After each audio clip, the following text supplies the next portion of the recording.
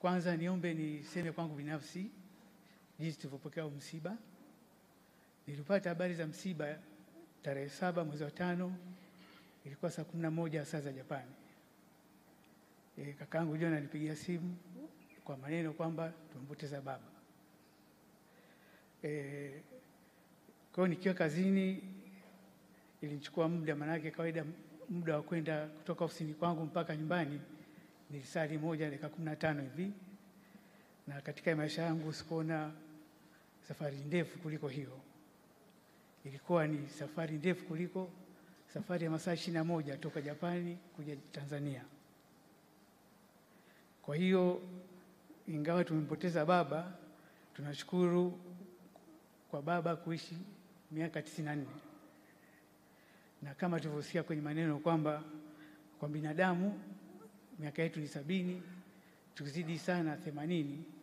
Kwa hiyo tukiomba zaidi hapo tutakuwa tunakufuru. Kwa hiyo tumepokea hilo vizuri na tunashukuru kwa yote. Naomba niongelee mambo fulani tulijifunza kutoka kwa baba katika miaka 54 yangu tuliishi naye. Katika miaka 54 tuliishi naye, jambo kubwa nilijifunza kutoka kwa baba ni jinsi ya kupambana na kujitafutia wenyewe. Kwangu mimi binafsi sikumbuki kama baba aliwahi kunipa hata senti moja kwenye mambo yangu ya binafsi. Alisisitiza nipambane wenyewe na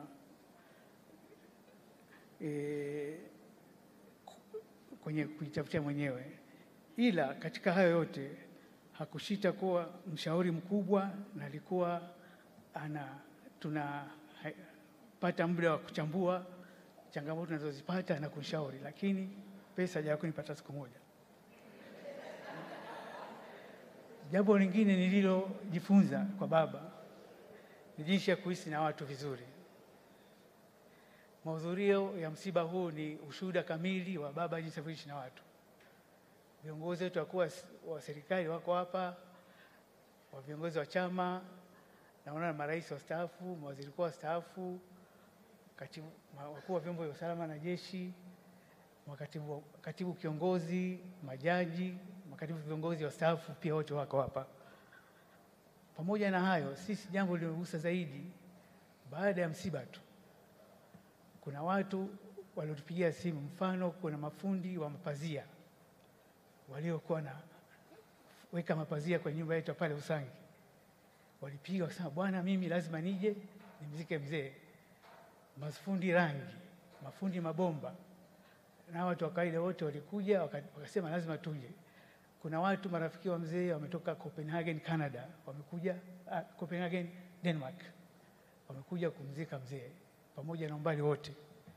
Kwa hiyo tunashukuru sana kwa hayo yote. Jana tulipokuwa Mwanga kwenye shughuli ya kumwaga mzee, nilishangazwa sana nilipokuwa namsalimiana na Mheshimiwa Sabaya, mwenyekiti wa CCM mkoa wa Arusha. Akasema, mimi nilifanya kazi na mzee tangu 1980 na nimeshawahi kulala nyumbani kwenu. Hilo sikulijua. Pia jana tulipata ugeni mkubwa kutoka kwa mjumbe wa kamati kuu ya CCM ambaye alikuwa rafiki yake mama. Akasema, nimekuja hapa nipiniki kile chumba changu mama alichonipa.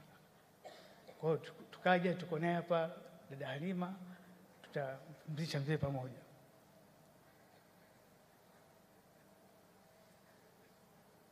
Lingine ambalo kubwa nimejifunza kwa mzee, sio katika hiyo miaka 53 ya mwanzo, ni katika hii miezi 6 ya mwisho.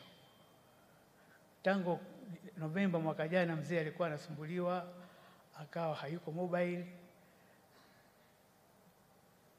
na tulikuwa na utaratibu kila mwisho wa mwaka tunakuja Usangi, tunakutana na familia. Mwaka huo tukasema, bwana, sisi tunaomba, kwa sababu safari ya kutoka Usangi, kutoka Dar es Salaam mpaka Usangi ni masaa 7 na kwenye gari na nini. Tukamwambia, bwana, pumzika Dar es Salaam, alafu kama unataka kushiriki tutashiriki kwa mtandao. Akasema, hapana, lazima nije. Kwa kuwa yeye alikuwa yeye ni mtoto wa 5 katika familia ya mzee David Mhako, lakini alikuwa kiongozi wa familia kwa sababu yeye ndio pekee alibaki kama wanafamilia. Kwa hiyo akasema tuje Usangi tufanye kikao cha familia, na katika kikao hicho akatengeneza mfumo kwamba mimi nataka kukabidhi uongozi wa familia kwa mtu mwingine. Kwa wanafamilia tukakaa tukaamua kwamba tunakabidhi kigoda cha Mhako kwa kaka yetu Victor. Naomba kama yupo naomba asimame. Huyu ndio kiongozi wetu, na kwa hiyo tulipitisha mfumo na mzee akahakikisha tunajadili kila kitu, na nadhani ni miaka minne huo uongozi.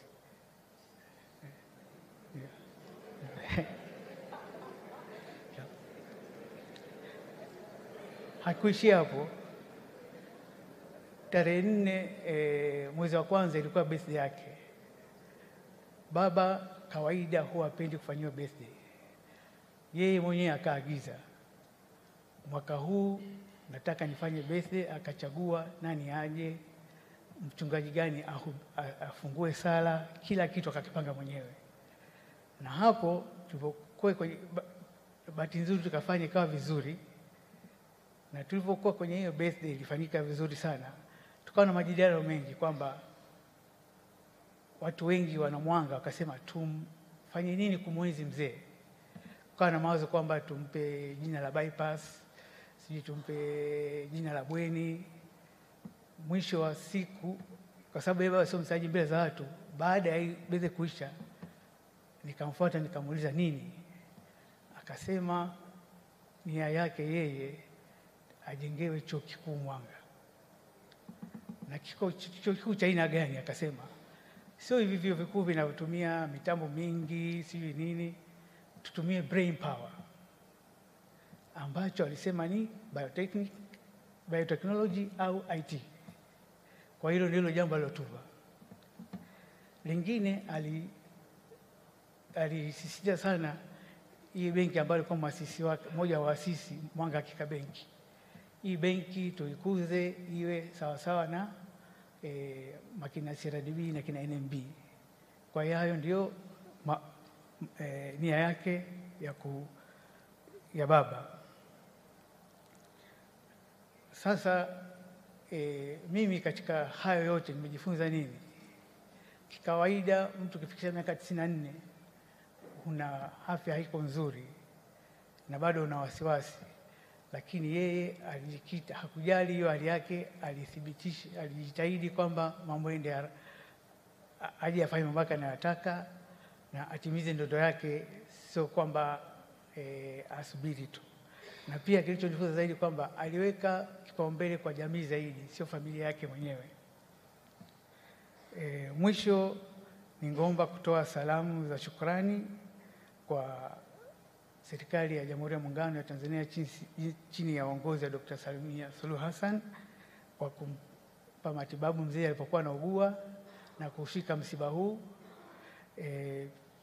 Pia kipekee naomba nimshukuru sana dada Nyashinde toka utumishi, ameratibu sana msiba huu vizuri. Pale kulikuwa na migongano kati ya vitengo, alivisolve kwenye njia ya utulivu na tumefikia hadi hapa. Pia kipekee naomba nitoe shukrani kwa mkuu wa majeshi Jenerali Mkunda kwa kusimamia itifaki zote za mazishi kwa kijeshi. Naomba pia nitokee shukrani kwa wasaidizi wa baba. Kipekee nimshukuru Fredi Nsolo, Pascali na Yuda kwa kumpa mzee msaada wa kimatibabu alipokuwa anaugua. Naomba pia nawashukuru walinzi wake kaka Mpangile na kaka Joseph kwa kuwa na mzee muda wote vizuri. Pia naomba nimshukuru kaka Dickson Msuya ambaye alikuwa anaratibu ofisi yake binafsi kwa kuratibu mambo yote ya mzee. Pia naomba niwashukuru madereva kaka Trump na kaka Mwaipungu ambao waliweza kuhimili spidi ambayo anaitaka mzee. Anataka kitoka Dar es Salaam afike saa 5. Baada ya masaa 5 Usangi. Kwa hiyo